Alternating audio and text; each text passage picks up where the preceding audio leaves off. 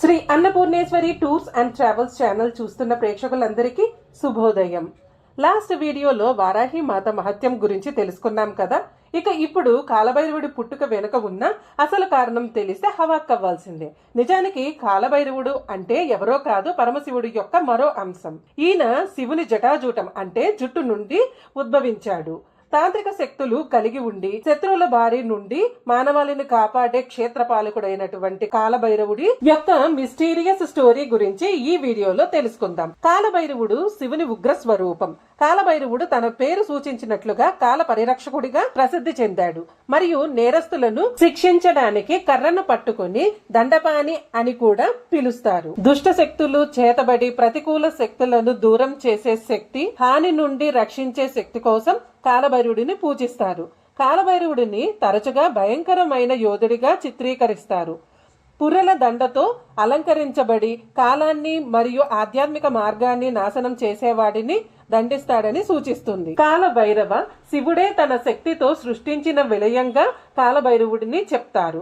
కాలాన్ని నియంత్రించే శక్తిగా కాలభైరవుడికి పేరు ఉంది. టైం బాగోలేనప్పుడు ఆ టైంని అనుకూలంగా మార్చుకునేందుకు ఇప్పటికీ కాలభైరవుడిని ఆరాధిస్తారు. పరమేశ్వరుడి సంపూర్ణ అవతారంగా కాలభైరవుడిని శివపురాణంలో వివరించి ఉంది. అంత శక్తివంతమైన అవతార శక్తి కాలభైరవుడిది. విష్ణువుకి ఎన్నో అవతారాలు ఉన్నాయి, మరి శివుడికి కూడా ఉన్నాయి. శివుడి అంశంతోనే కాలశక్తిగా ఆవిర్భవించిన అవతారమే కాలభైరవుడు. బ్రహ్మ విష్ణువుల శక్తులకు ఆవహించిన అజ్ఞానాన్ని తొలగించడానికి రుద్రుడి భృగిటిలోంచి మహాశక్తివంతుడైన కాలభైరవుడు పుట్టాడని పురాణాలు చెబుతున్నాయి. దుష్ట శిక్షకుడుగా, గృహ పీడలను తొలగించే దేవుడుగా ఆయన పూజలందుకుంటున్నారు. సాక్షాత్తు శివుడే కొలువై ఉన్న వారణాసికి కాలభైరవుడే క్షేత్రపాలకుడు. కాలభైరవుడి అనుమతి లేకుండా కాశీలో అడుగు పెట్టలేము.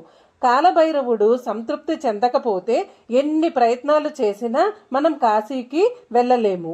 అప్పుడు కాలభైరవుడు పూజ చేసి కాశీకి వెళ్తుంటారు కొందరు భక్తులు. శతరుద్ర సహిత శివపురాణం, కాశీఖండం కాలభైరవ గొప్పదనాన్ని చెప్తాయి. భైరవుడిని స్మరించుకోవడానికి కూడా ఆయన అనుమతి ఉండాలట. అంటే కాలానికి మరో రూపం భైరవుడు. భై అంటే శబ్దం, కాల అంటే కాలం. కాలానికి శబ్ద రూపమే కాలభైరవం. అందుకే కాలాన్ని ఒక రూపంలో చూడాలంటే కాలభైరవుడిని ఆరాధించాలి. అందువల్ల కాలం మనకి అనుకూలంగా మారేలా ఆ శక్తి చేస్తుంది. ముందు చెప్పినట్టు కాలభైరవుడిని దర్శించుకోవాలి అన్న ధ్యాసే మనకి రాదట. ఎన్నో ఆలయాల్లో కాలభైరవ క్షేత్రాలు ఉంటాయి, కానీ చాలా మంది అటు వెళ్ళరు.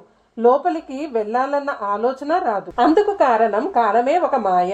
మనం ఒకటి అనుకుంటే మరొకటి జరుగుతూ ఉంటుంది. ఇదంతా కాలమాయ. ఒక్క చోట క్షణం కూడా నిలవని కాలంతో మన ఆలోచనలు కూడా ఉంటాయి. అందుకే కాలభైరవుడి ఆలయం ఎదురుగా ఉన్నా మన ధ్యాస అటు వెళ్ళదు. అదే కాలభైరవుడిని ఏకాగ్రతగా ధ్యానించగలిగితే అదే కాలం మనకు అనుకూలంగా మారుతుంది. అదే కాలభైరవుని తంత్రం. శివారాధన చేశాక కాలభైరవుడి దర్శనం చేసుకుంటే ప్రభావం ఎక్కువ. మాయను తొలగించి, గ్రహదోషాలను తొలగించి కాలాన్ని మనకు తగ్గట్టుగా మార్చే శక్తి కాలభైరవుడికి ఉందంటారు పెద్దలు. కాలభైరవ ఉపాసన అతి ప్రాచీనమైనది. దేశంలో అతి ప్రాచీన కాలభైరవ ఆలయాలు కాశీ, ఉజ్జయిని క్షేత్రాలలో ఉన్నాయి. కాలభైరవుడు ఎలా జన్మించాడో ఇప్పుడు తెలుసుకుందాం. శివపురాణంలో కాలభైరవుడి గురించి వినిపిస్తుంది. ఒకసారి మహర్షులకు ఈశ్వర తత్వాన్ని అర్థం చేసుకోవాలన్న ఆశ కలిగింది. ఎవరు చెప్తారా అని ఆలోచించారు. మహర్షులు అప్పుడు బ్రహ్మలోకానికి వెళ్లారు. నిజానికి బ్రహ్మ, విష్ణు, మహేశ్వరుల మధ్య పోటీ ఏమిటి? అదంతా ఒకరికొకరు కావాలని సృష్టించుకున్న మాయాశక్తి. అలా పరమేశ్వరుడు బ్రహ్మలోకాన్ని మాయలో ముంచాడు. అప్పుడు బ్రహ్మ, సృష్టికర్తను నేనే కాబట్టి ఈ సృష్టి, స్థితి, లయ అన్నీ నేనే అన్నాడు. విష్ణువు నాభి అంటే విశ్వం మధ్య నుంచి వచ్చిన లోకం బ్రహ్మలోకం.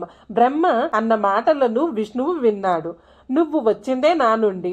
ఈ సృష్టి, స్థితి, లయకు అసలు కారణం నేనే అన్నాడు విష్ణువు. ఇక్కడ బ్రహ్మనో విష్ణువో ఇలా గొడవ పడతారా అనిపించవచ్చు. మనకి సులువుగా అర్థమవడం కోసం చెప్పిన కథ ఇది.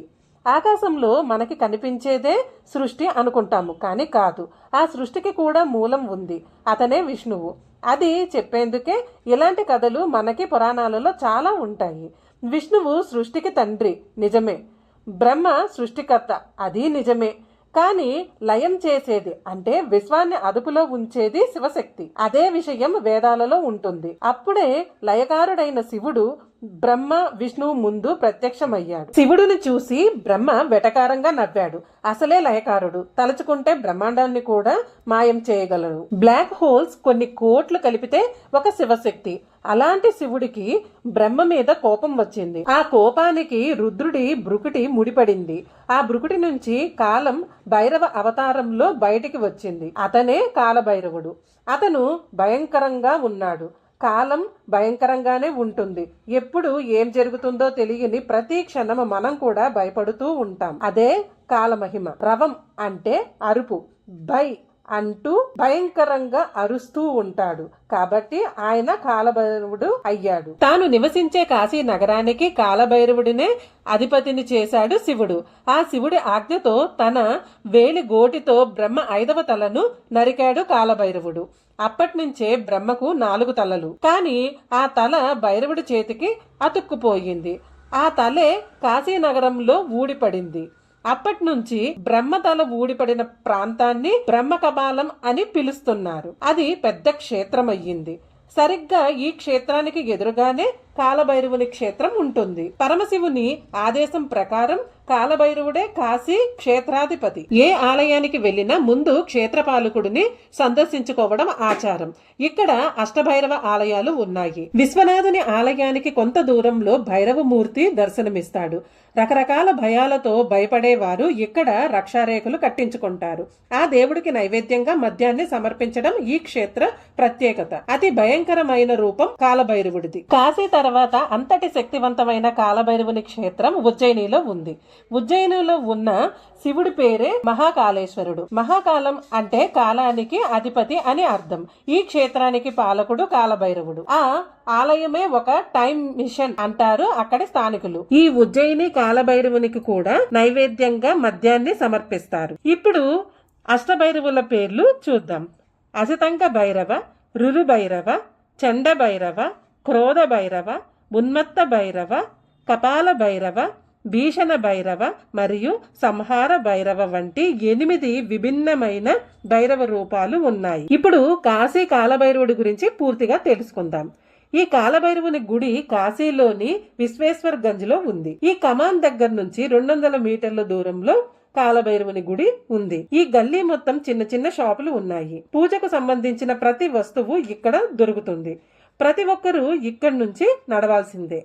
మంగళవారం, శనివారం, ఆదివారం రోజుల్లో ఇక్కడ చాలా రద్దీగా ఉంటుంది. కాబట్టి వీలైతే విడి రోజుల్లో వెళ్ళండి, ప్రశాంతంగా దర్శనం అవుతుంది. గర్భగుడి లోపలికి వెళ్లి నూనె ఇచ్చిన తర్వాత ఆ నూనెను తల మీద 3 చుట్లు తిప్పుకోవాలి. వాళ్ళు తిరిగి మన మెడలో దండ వేస్తారన్నమాట. దండ వేసి వీపు మీద ఒకసారి కొట్టి పంపిస్తారు. దానివల్ల మనకున్న భయాలు, దోషాలు, దిష్టిలు ఇవన్నీ పోతాయన్నమాట. ఆ కాలభైరవుని రూపాన్ని చూస్తేనే చాలు, ఆయన ప్రతి క్షణం మనల్ని రక్షిస్తారు. ఆ కాలభైరవ స్వామి అంత గొప్ప చరిత్ర, అంత గొప్ప శక్తి ఆయనది. కాబట్టి మనసారా స్మరించుకోండి. కాశీ క్షేత్రం నుండి ఇంటికి తిరిగి వచ్చాక దేవునికి నైవేద్యంగా పరవన్నం గాని పాయాసం గాని చేసి పెట్టాక మినపగారెలు లేదా వడలు అంటాం కదా, వాటితో మాల అంటే తెల్లదారానికి పసుపు రాసి వడలతో మాల కట్టి ఈ మాలను కాలభైరవుడి వాహనమైన